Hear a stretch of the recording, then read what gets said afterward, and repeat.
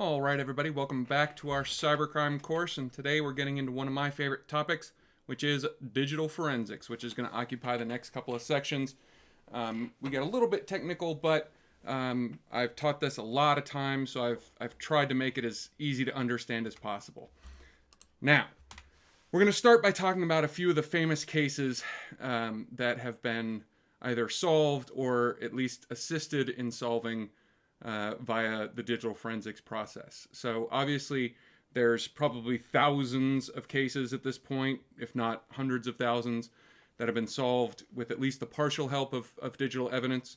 But we're just going to talk about a few of the more famous ones. Now, the first one here on this list is the BTK killer. This was a serial killer who was able to kill a lot of people over many, many years. He was murdering people over the course of like multiple decades. And it wasn't until about the mid-90s. He was kind of famous for, he was famous for giving kind of notes and taunting letters to the police. And at one point in the early mid-90s, he asked if he could deliver a letter via a computer disk, and the police said, yeah, sure. So he delivered a message to the police via a floppy disk, and unbeknownst to him, the police were able to examine that floppy disk using these digital forensics techniques, and found some deleted files, deleted information that pointed to his actual identity, and they were finally able to catch him and then try him and convict him, and were able to solve this serial killer case that they hadn't been able to solve for so long, just as soon as they got their hands on their first digital evidence. A little more recent case, that was the case of Kimberly Proctor, and this was a murder, really shocking, brutal murder of a very young teenage girl, and this case was solved with a giant treasure trove of online communications between the victim and the offenders, between the offenders and other offenders. But the chat logs there were hugely helpful, not only in the investigation, but then, of course, in the eventual prosecution. And then this third one on the list is not necessarily one single case. It's a type of crime that became popular in the 80s, and then is still relatively popular, especially after being featured both in one of the Superman movies and in one of my favorite films, Office Space.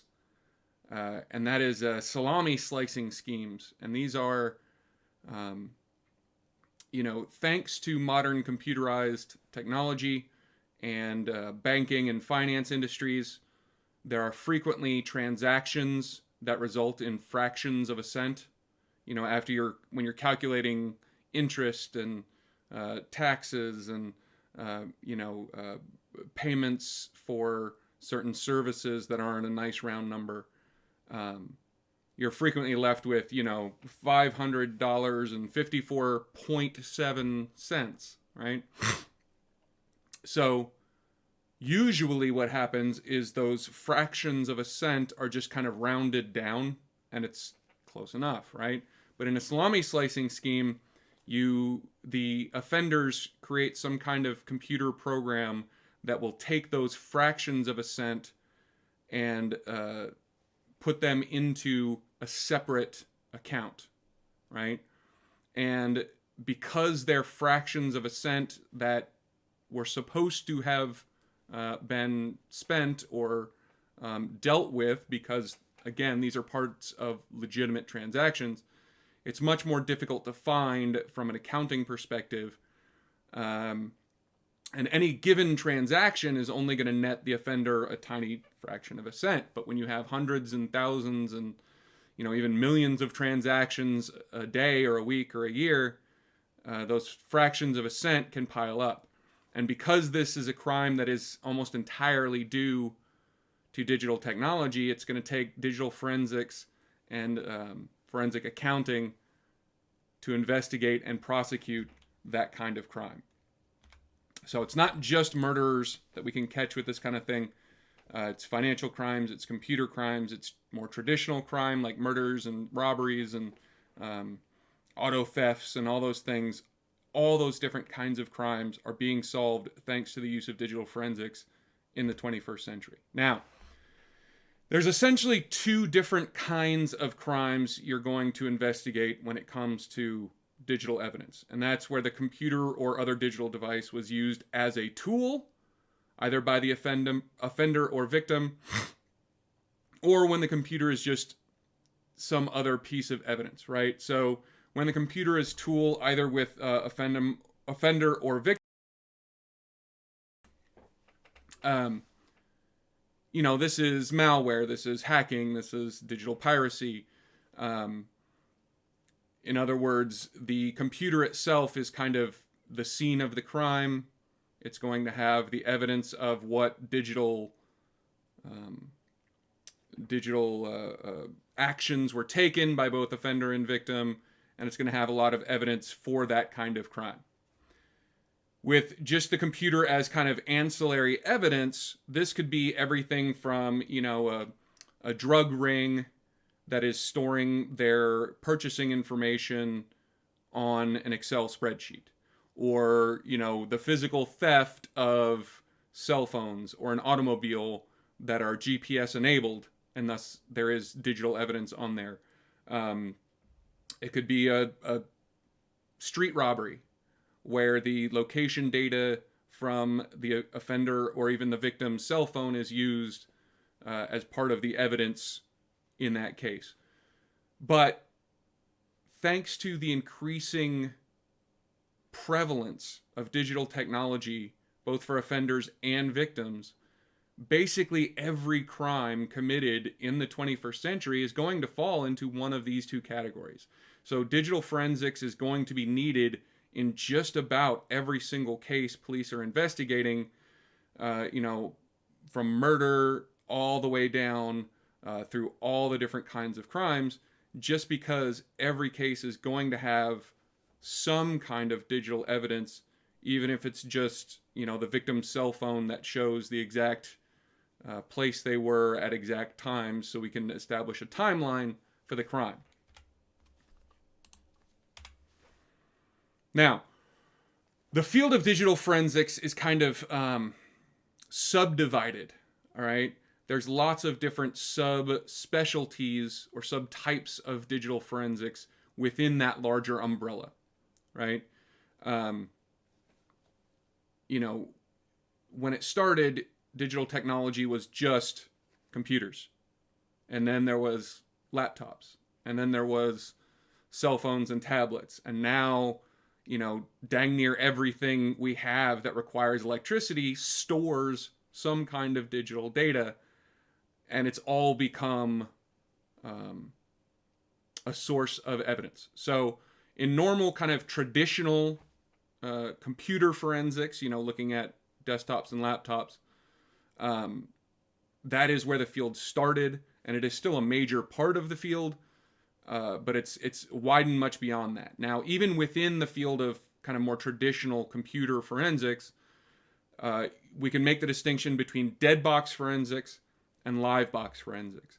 And this just basically refers to, was the computer up and running at the time, right? Or when the digital analyst obtained the evidence that they were supposed to investigate, was this a machine that was still running, in which case it's live box forensics, or was the computer already off, maybe the hard drive had already been removed, in which case that's dead box forensics.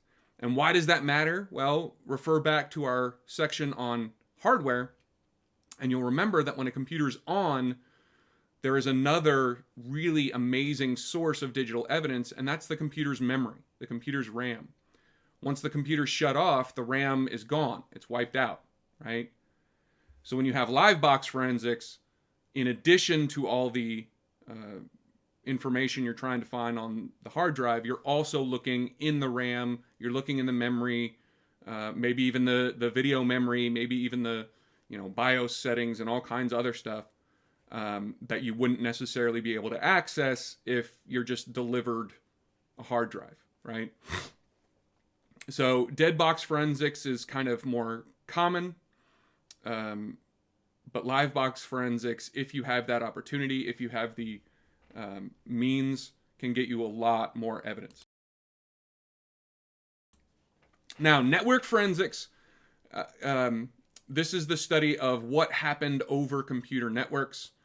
So, if I own a business and somebody from the outside of the business hacks into our servers and steals the latest blueprints for our new widget product that we're going to be selling, we're going to need to do not only a digital forensics analysis in the traditional sense, but also a network forensics analysis to see how they kind of broke into our network, what steps they took to, invade either routers or different machines, see if we can find information that might trace back to where they came from.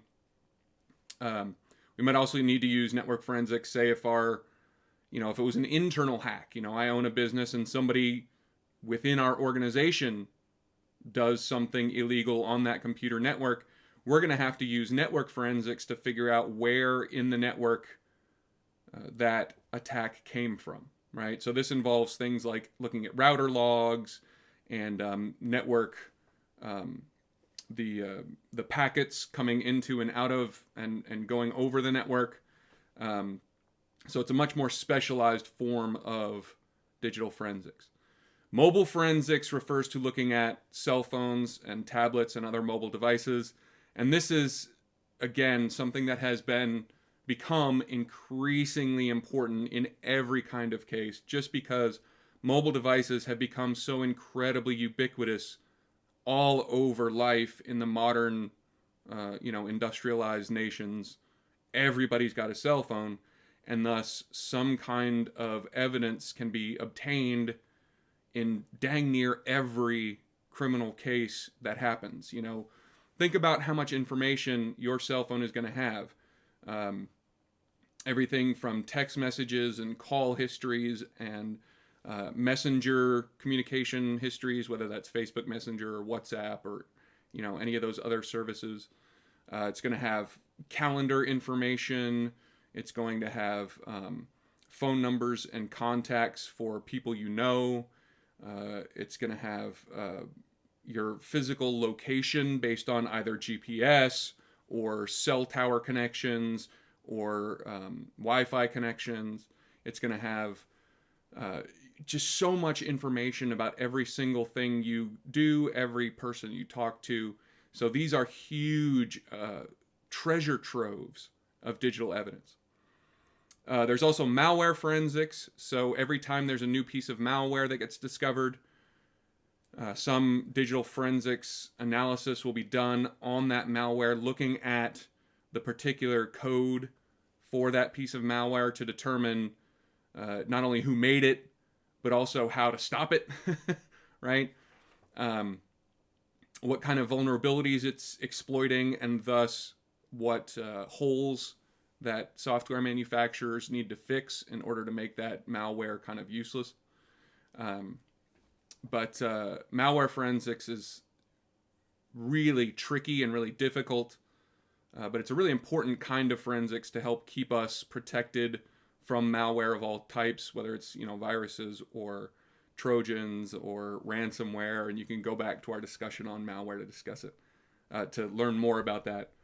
And then, of course, there's other kind of subfields of digital forensics, and there's probably going to be more as computers become more ubiquitous, even more than they are today, as different kinds of crime become more popular. We're going to have other subfields within the field of digital forensics.